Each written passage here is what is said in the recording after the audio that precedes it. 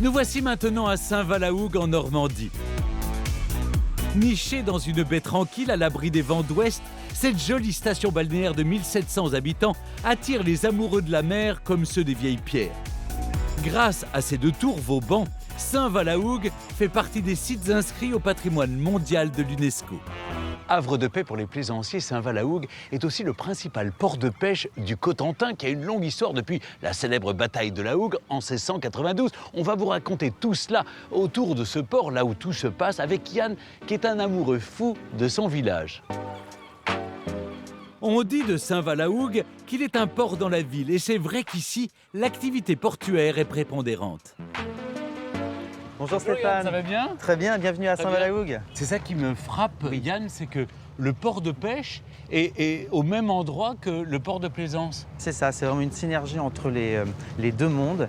Et l'été, c'est vrai qu'il y a beaucoup de bateaux de plaisance. Qu'est-ce qui fait le charme particulier de Saint-Valahougue? Quand vous arrivez à Saint-Va, vous avez ces vues qui changent tout le temps, l'eau de la mer qui passe d'émeraude à plus foncé. Tout ça, c'est vraiment des émotions qui sont typiques d'ici et ça qui me rend vraiment heureux, quoi. Après un passage par la rue principale du village, commerçante et animée, bonjour. Yann me conduit à présent à l'extrémité de la presqu'île de la Hougue pour me faire visiter le monument phare du village, l'imposante tour Vauban.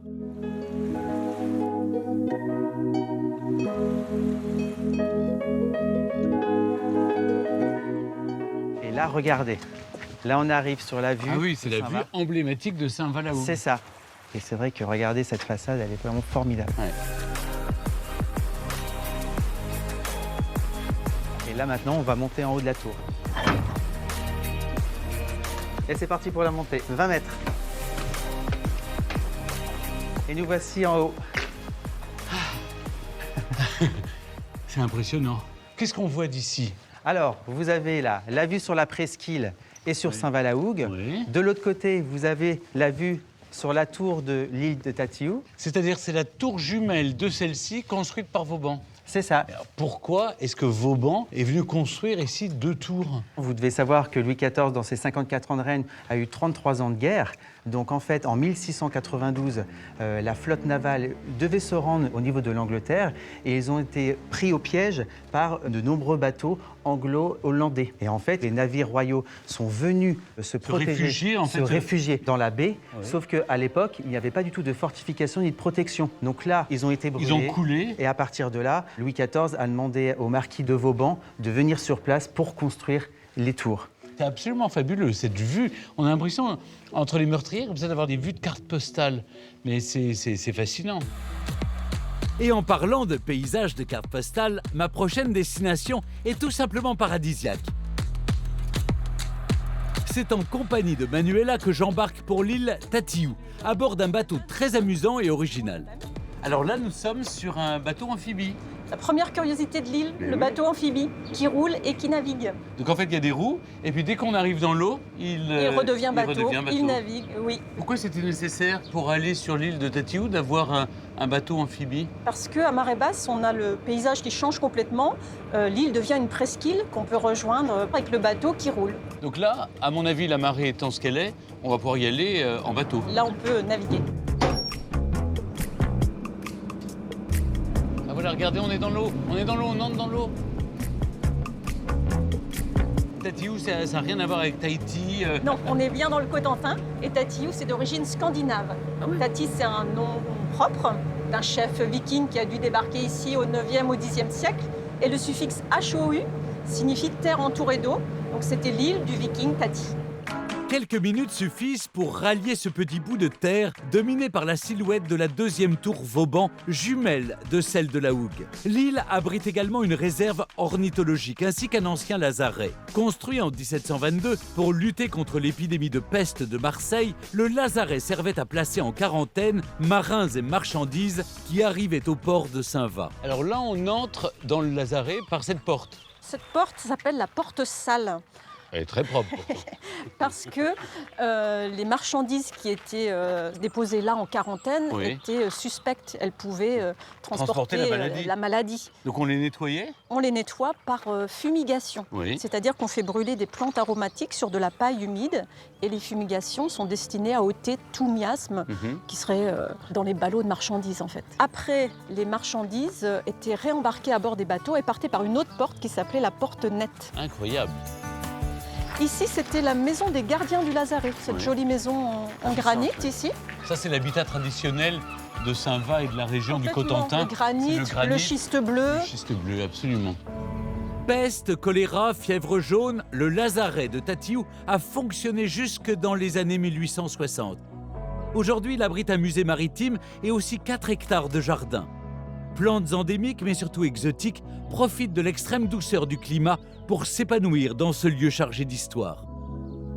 Là, je voulais vous montrer quelque chose d'intéressant. Ces grandes hampes bleues indigo, là, il s'agit de Decium pininana qui viennent des îles Canaries. Elles sont devenues assez emblématiques de l'île. Il y en a certains qui se sont laissés aller à des formes un peu étranges. Hein. Il est temps pour moi de quitter cet endroit magique pour regagner le village où m'attendent Stéphanie et Guillaume. Bonjour. Bonjour Stéphane, ça va? Ça va Stéphanie? Très bien. Alors c'est avec vous que j'embarque pour aller voir le parc à huîtres. Eh ben oui, on est parti pour la marée Stéphane.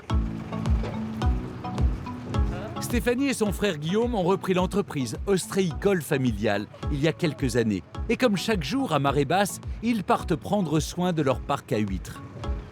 Là, vous avez des sacs à huîtres, des poches à huîtres. On appelle des poches. Des poches à huîtres, c'est ça? Et dans ces poches, il y a des bébés huîtres là. Voilà. Oh là là, c'est des bébés huîtres. Voilà. Et il leur faut combien de temps pour grandir? Ah bah là, il va leur falloir entre 3 et 4 ans. 3 et 4 ans. Il va falloir qu'on soit patient. Et elles vont rester là à chaque effet de marée, elles boivent. Donc elles se nourrissent, elles respirent et elles grandissent de cette façon-là. Et là, par exemple, qu'est-ce qu'on doit faire? On doit les retourner. On doit les retourner, on les retourne. dans ce sens-là, on secoue Et on secoue pour que ça libère les algues. Voilà. Et ça permet aussi que les petites huîtres puissent se repositionner correctement dans la poche de façon à avoir un espace vital suffisamment important. D'accord. Combien de fois vous retournez vos poches? Généralement, le tournage démarre au printemps. On a grosso modo à peu près entre 30 et 35 000 poches à tourner à chaque fois. Donc une fois qu'on a démarré un endroit, qu'on a fini à un autre, on peut recommencer. Donc Stéphane, on va aller voir ce que ça donne 3-4 ans après. Et alors, qu'est-ce qu'elle a de particulier, l'huître de Saint-Va?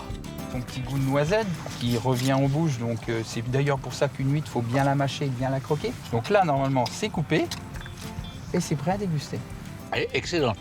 Et je vais vous dire, elle n'a besoin ni de citron, ni de vinaigre. Super bonne.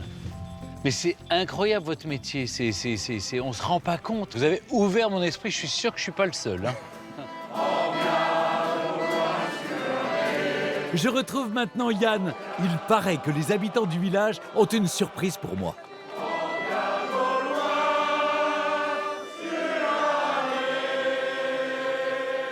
Mais quelle ambiance à Saint-Va, c'est incroyable. Il y a toujours bonjour monsieur. Bonjour. Vous avez déjà dirigé une chorale? Non, jamais. Non, venez, mettez-vous là. Alors je mettez-vous me là. mets là. Alors. Matelot sans patrie, naviguant par tous les temps, gardez les terres bâtiments. Bravo!